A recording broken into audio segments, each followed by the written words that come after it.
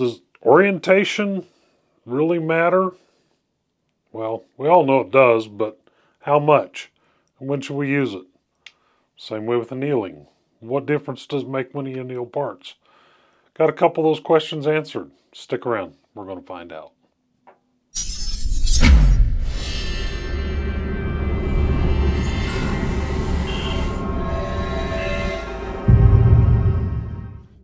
Hey everyone, I'm Scott, Edge of 3D, and so in the last video I said I was, the new testing machine that I built. It's got the big super stepper closed loop motor on it, and it's big enough to lift a house, so it breaks these parts really well.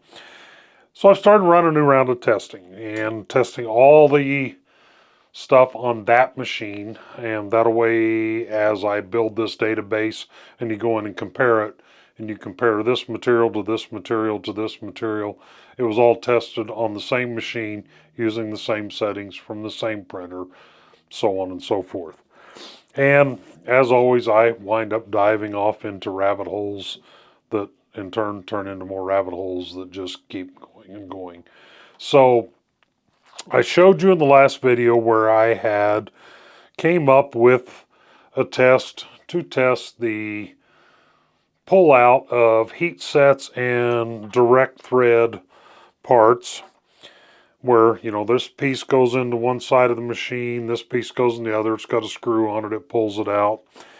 And that worked great using this test fixture here, which is printed in PPS carbon fiber, until I actually tried to use it to do PPS carbon fiber, and it broke. This gave up before the test piece gave up. So last night I fired up the Milo right here, and I machined this part out of aluminum. And hopefully it's stronger than PPS carbon fiber. So far it is. I've done lots of tests with it since I finished it last night. It's basically, it's machined to look exactly like that piece there, as you can see. And the difference is, rather than just the head of a screw setting in it and pulling, it's got a bore and then a 50mm screw that goes all the way through. And then what I've done is I took and measured a heat set, the heat sets that I'm using, and I set a double lock nut at that depth.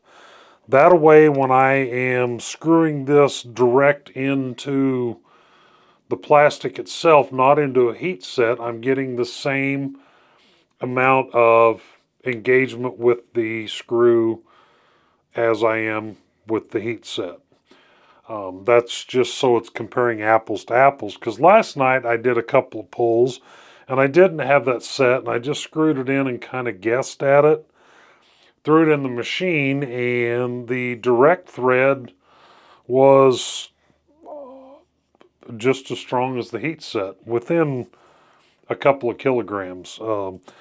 87 kilograms, and the heat set was 90 kilograms. I'm like, doesn't seem right, but maybe it is. Got to look at it further. So there's the rabbit hole. Started off on that. Printed more parts. Did more tests.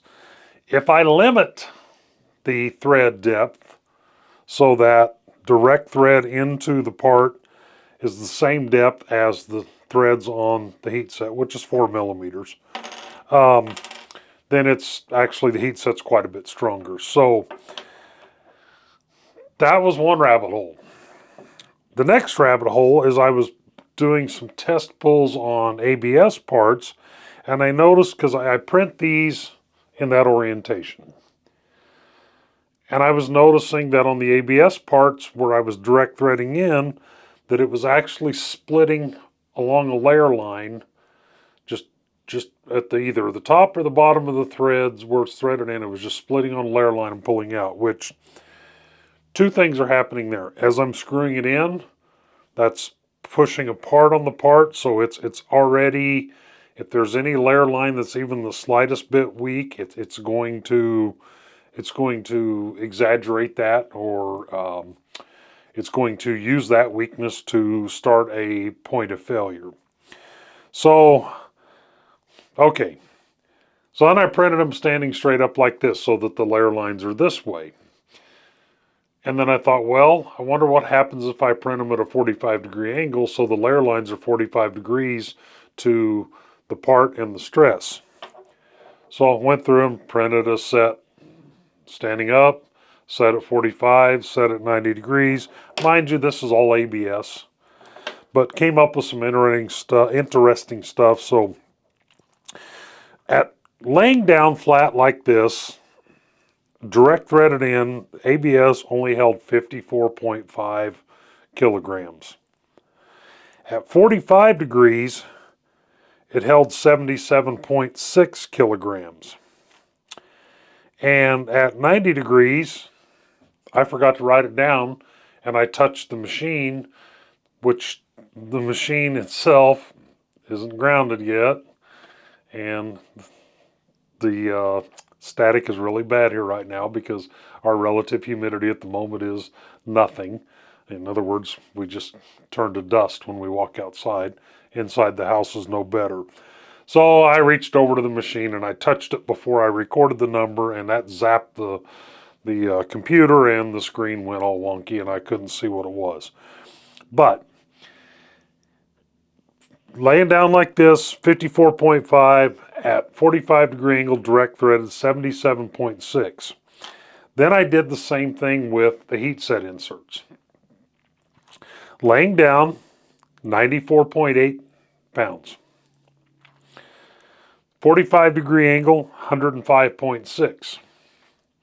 Standing up, printed, when I pulled it, it broke at 105.3, but it did not, the heat set didn't come out. It actually broke way back past where the heat set stops at. It broke at the layer line, basically. So I'll put a picture of it. It'll be on the screen here somewhere around my head. Might even cover my head. You'll see it. So that's the rabbit hole with the heat set testing. Are heat sets stronger? Yes, in every single test that I did, once I limited the depth, they came out stronger. In PPS carbon fiber, which, mind you, I've only done PPS carbon fiber unannealed and annealed. My favorite filament right now, so that's the one I'm starting off with to start redoing all these tests. And then I've done ABS, a couple in ABS. I haven't finished the full set of testing. But in PPS carbon fiber, it ran 69 to 76 kilograms when direct threaded into the plastic. And then with heat sets, it ran from a low of 101 to a high of 117 kilograms. Now that's on the annealed parts. So annealed, 69 to 76 kilograms direct threaded, 101 to 117 kilograms on a heat set. Now that's everything printed laying this way. Okay, I didn't reprint the PPS carbon fiber parts. I went down that rabbit hole in the ABS. Unannealed, as printed, direct thread went from 68.4 to 87. Now, the 87 had more thread depth into it. So, kind of hard to, I'd say apples to apples, annealed and unannealed, direct threaded into it, came out just about the same. With the heat sets, had a low of 90.7, which that's an outlier because the rest of them ran from 121 to 125 kilograms. So the heat sets in the unannealed parts actually held stronger than the heat sets in the annealed parts. Direct thread, the numbers are so close they're within the margin of error. I'm going to say it didn't make a difference. IZOD testing, I think I talked about that in the last video, but the annealed parts in the IZOD testing, 22 to 22.5 on the IZOD meter. The unannealed parts, 23.5 to 24.5. So consistently stronger on the unannealed parts with the shock test on the Izod machine, which that does make sense because annealing it at 125 degrees for 16 hours causes a crystalline things to line up and become more crystal. And I don't understand all of it. You can look it up. There's lots of explanations out there for what annealing is, what it does. I'm not going to sit here and explain what it does. I'm looking at the effect it has. So layer testing. So the cylinder where it pulls it apart, breaks it on the layer lines. Which the funny thing is every single one of these, nothing broke out here in the cylinder part. It broke up here on the square part. But, until I get it dialed in and get it to break where I want, I got to take what I can get. On the layer testing on the annealed parts, a low of 77, a high of 85. On the as printed, unannealed, a low of 48, a high of 57. So annealed, definitely stronger on layer adhesion. It does help on layer adhesion.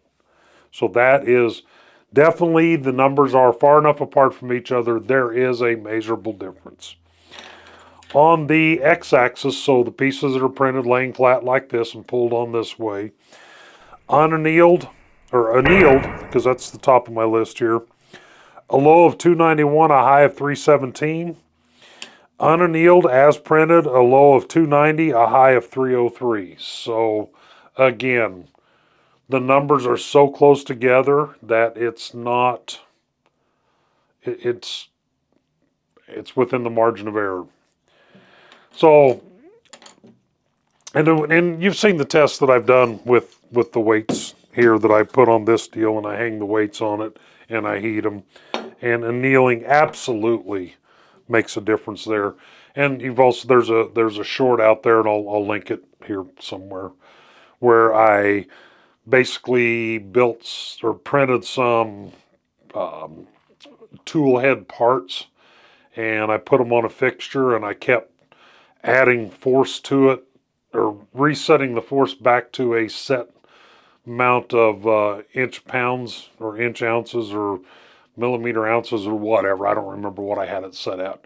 But I kept, every hour I would increase the temperature 10 degrees, and I would reset the load on it so it was putting the same amount of load on the part, and you can see where the unannealed parts failed due to temperature. So in an environment where the filament is going to see temperature, especially this PPS carbon fiber, and as you've seen on the tests here that I did with the PA6 and the PA12, annealing makes a huge difference. It strengthens the part when it's subjected to temperatures. As far as strengthening the part when subjecting it to loads at normal room temperature, some places the annealed parts were a little bit stronger, some places the unannealed parts were a little bit stronger. There is some measurable differences, and in other tests, the numbers are too close together to say one is better than the other. They came out the same. So just some interesting things that are coming up. I'm going to keep doing testing, keep coming up with ideas. I was visiting with, many of you might know Turtle Crawler from some of the forums and stuff, was visiting with him earlier this morning, and one of the things that he would like to see tested, and I will work on, is how much does the plastic or the holding ability degrade over time with multiple thread screw insertions and removals when threaded direct plastic. So, maybe do one where, like I'm doing these, where I just screw it in and test it. And then do one where I screw it in, take it out, screw it back in, 2 times and test it, 5 times and test it, 10 times and test it, and see if each time that you screw back in there, how much do you actually lose? Because I know anecdotally on things like these death racers, if you build the original files where everything's threaded direct into plastic, About the third or fourth time that you take your death racer apart to rebuild it, there's nothing left for the screws to screw into. They just kind of slide in the hole, and you can't put the death racer back together. Or you got to be so gentle when you put the screw in there that the first time it even touches anything, the screw just lets loose and comes out. So there is it does degrade. How much and with different materials, time will tell. That's more testing I can do. And, you know, as I get into this and each thing I test, I find more and more things to test. So stick around. It's going to be fun. Hope you're enjoying these. I hope you find some of it useful. Again, if there's a filament you would like to see tested, drop it in the comments down below and I will get that out and get it tested. You know, the more information we have, the better. The more data we have, the better. And I'll just keep doing it until I run out of things to test. And at the rate I'm coming up with things to test, that's going to take many years. So hope you like these. Hit that thumbs up button if you do. Hit that bell icon if you want to know when I drop the next one. Hit that subscribe icon. And then, you know, we'll see you on the next one. Don't forget to leave your comments down below. And as always, peace out.